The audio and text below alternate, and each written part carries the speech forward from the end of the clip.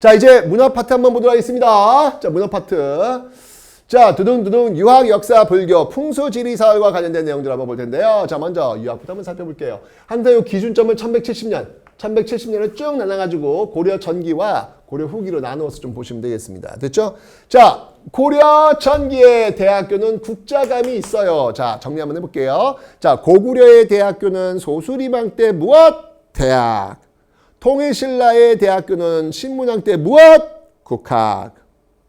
발해의 대학은 무엇? 주자감. 고려의 대학은 무엇? 국자감. 조선의 대학은 무엇? 성균관. 뭐 요거 한번 정리 한번 해봅시다. 그래서 국자감, 지방에는 향교. 요건 이제 조선시대까지 이어지게 됩니다. 조선시대까지 향교는 지방교육을 담당하고 있더라라는 거 봐두시면 되겠네요. 그런데 고려는요, 이렇게 사립학교가 꽤 힘이 셌어요. 그러니까 여기는 이제 관악은 이제 국립학교죠. 국립학교보다 사립학교의 파워가 더 셌어요. 사람들이 사립학교 많이 가려고 그래요. 왠지 알아? 사립학교에 가면요, 아주 다양한 과거 시험에 합격할 수 있는 그런 비법, 팁 이런 것들을 잘 알려주고 있기 때문입니다. 지금하고도 비교하면 좀 재밌는 모습인 것 같아요. 이 당시 고려는 여러분들 지금 왜 그 강남 8학군 뭐 대치동 일대 그런 거 있잖아요. 똑같이 그때도 있었어요. 개경에 그 학원가들이 밀접해 있는 과거 시험에 합격하려고 있었어요. 거기서 일타 강사도 있었어요. 과외 선생님도 있었고요. 다 있었어요. 바로 그 일타 강사, 그 과외 교습까지 다 받으면서 과거 시험에 매진했던 인물이 바로 이규보라는 인물입니다. 동명왕 편, 네, 저 동국 이상국집을 썼던 이규보라는 인물. 그 당시에는요, 치맛바람은 없었고요. 네, 왜냐면 여자들이 밖으로 이렇게 나돌아다니는 그런 시대는 아니었으니까, 고려시대만 해도. 물론 가정 내 지위는 상당히 높았지만 그 당시에는 도포자락바람, 네, 아빠들의 바람. 이규보의 그 아버지가 어떻게든 이 아들을 과거 시험에 합격하려고 정말 다 때려 부숴요. 기러기 아빠를 자처합니다. 네, 어디 저기 딴 데 부임지로 갔는데 아들내미 저 개경에서 공부해야 된다고 혼자 가요. 혼자. 이런 식으로 기러기 아빠를 자처하는 이런 모습들까지 있다. 정말 지금과 너무 똑같은 그런 모습이 있습니다. 이규보가요, 정말 모평을 보면 정말 전국수석인데 수능만 보면 성적이 안 나와서 떨어지네. 미치겠네. 왜 이런 친구 있잖아요. 이규보가 그랬어요. 결국 그래가지고 계속 떨어져요. 떨어지다가 결국은 나중에 이름까지 개명합니다. 이름까지 개명했는데 그 이름이 바로 이규보예요. 원래 이규보 원래 이름이 아니에요. 이름 개명해가지고 드디어 붙었어요. 여러분들 수능 합격하려면 어떻게 해야 돼요? 이름을 바꾸세요. 네.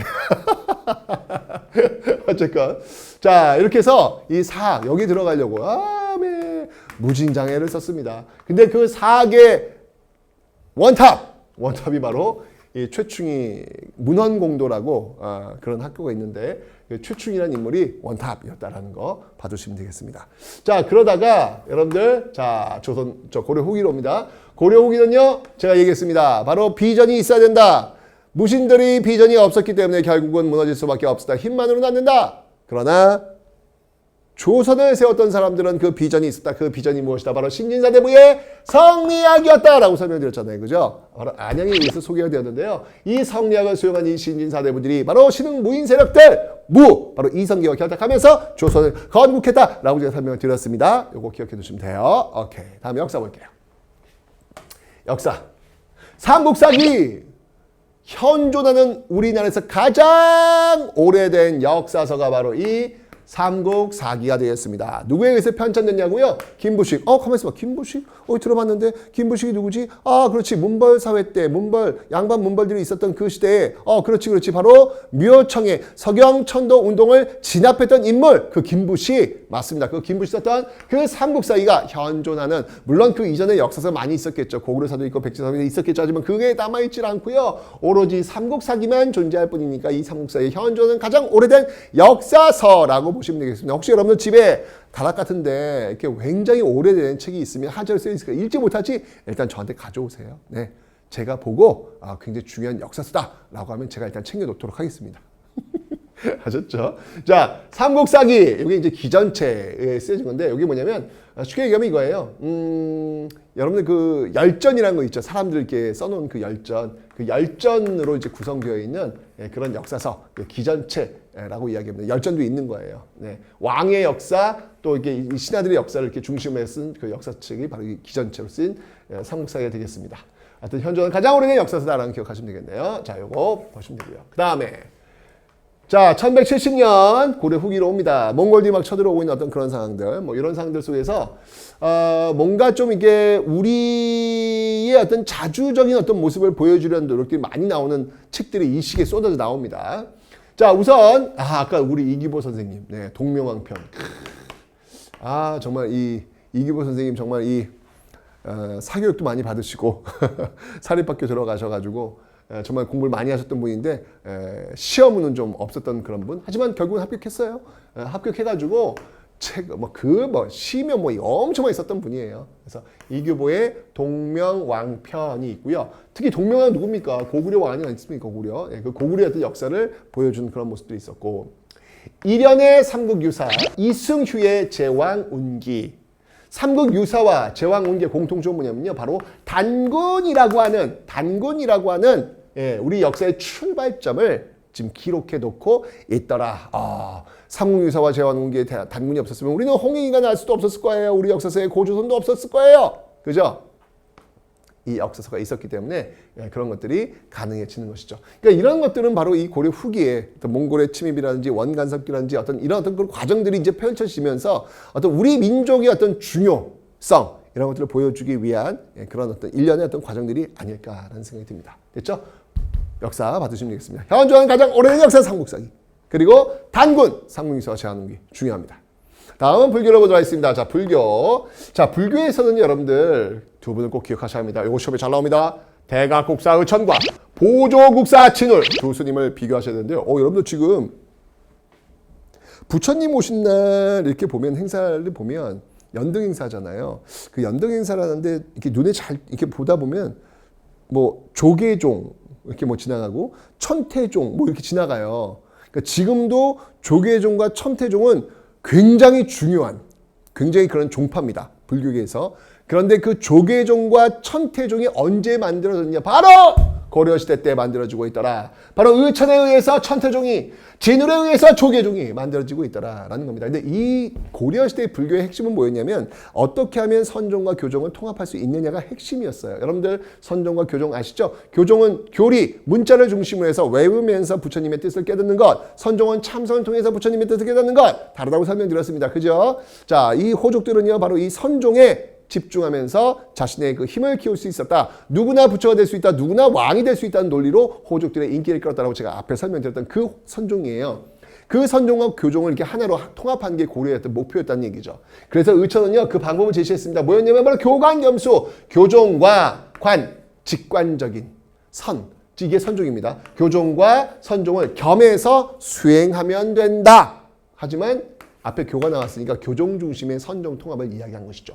반면에 진울 스님은요, 정혜쌍수, 역시 마찬가지로 선정, 이거는 선정에 들어간다. 참선 얘기하는 거예요. 이거는 선종이죠. 해, 지혜, 지식이에요. 공부예요. 이건 교종을 얘기하는 거예요. 바로 선종과 교종은 함께 공부를 해야 한다. 똑같은 말이에요. 저 교관겸수와 정혜쌍수는 똑같은 말이에요. 하지만 뭐가 우선이다? 의천은 교종 중심의 선종 통합이었고 진울은 선종 중심의 교종 통합을 이야기하고 있더라라는 거. 그리고 좀 더 나아가서 진울은요, 그렇게 깨달은 다음에, 문득 깨달은 다음에도 여전히 수행을 해야 된다라는 도노 점수를 주장했던 인물이기도 합니다. 그리고 하나 진울은요, 그리고 이런 참선을 수행하는 데 있어가지고 너무 불교가 타락한 거야. 막 그 돈에 그냥 그 돈 맛을 알면서 이 고려 불교가 지금 막 맛이 가고 있는 거야. 이러면 안 돼. 이건 아니야. 이건 저 불교의 그 불자들이 해서는 안 되는 것이지. 우리 같이 모여가지고 노동하면서 서로 견제하면서 부처님의 뜻을 한번 이루어보자라고 하는 결사운동을 요거 이제 수원사라는 절에 가가지고 지금의 송강사예요. 수원사라는 절에 가가지고 우리 결사운동을 해보자라고 주장했던 인물이 바로 이 진울 스님이 되겠습니다. 자, 그래서 의천과 진울 꼭 여러분들 기억을 해두셔야 돼요. 이것도 굉장히 시험에 잘 나오는 포인트라는 것을 받으시면 되겠습니다. 네, 포인트 불교 중에서 잘 받으셔야 되겠습니다. 그 다음에 이제 진울의 제자예요. 희심은요, 유불일치설, 유교와 불교는 비슷한 데가 있는 것 같아 라고 주장했던 그런 내용들도 있습니다. 봐주시면 되고요. 마지막으로 풍수지리설을 한번 보겠습니다. 뭐 풍수지리설은 이미 얘기했습니다. 몇 초의 석유천도운동 개경의 기는 이미 세했습니다. 이제 석영의 기가 올라오고 있으니 그곳으로 천도해야 됩니다. 김부식 촥! 아시죠 여러분들? 네, 그 내용이었습니다. 그 다음에 이제 고려 후기 오면요. 남경이 어디냐면 지금의 서울이에요.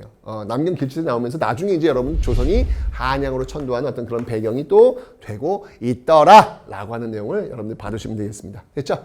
하여튼 여기서는 여러분들 이 불교가 중요하니까 특히 의천과 진유를 좀 중심으로 해서 여러분들 받으시면 되겠네요. 그 나머지 내용들은 뭐 한번 읽어보는 정도로 공부하시면 충분히 이해할 수 있다라고 보시면 되겠습니다. 됐죠 여러분들? 어렵지 않죠? 그냥 한번 쓱쓱쓱 보시면 되겠습니다. 오케이? 좋아요.